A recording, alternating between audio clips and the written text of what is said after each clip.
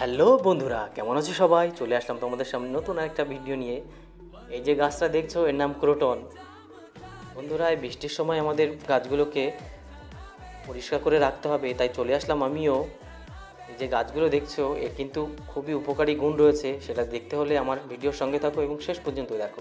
এই যে গাছটা দেখছো, এর নাম ক্যাডিয়াম ফুটিকোসা, এটিকে ড্রাকমাও বলা হয়।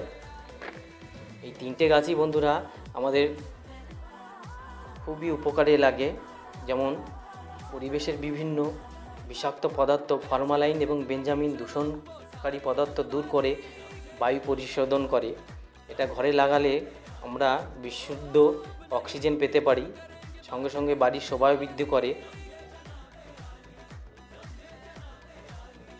তোমরা এই গাছ লাগাতে পারো বন্ধুরা বাড়িতে, খুবই ভালো থাকবে। আর এরকম সুন্দর সুন্দর ভিডিও পেতে আমার চ্যানেলটা সাবস্ক্রাইব করে আমার পাশে থাকবে। আর সবাই খুব ভালো থাকবে বন্ধুরা।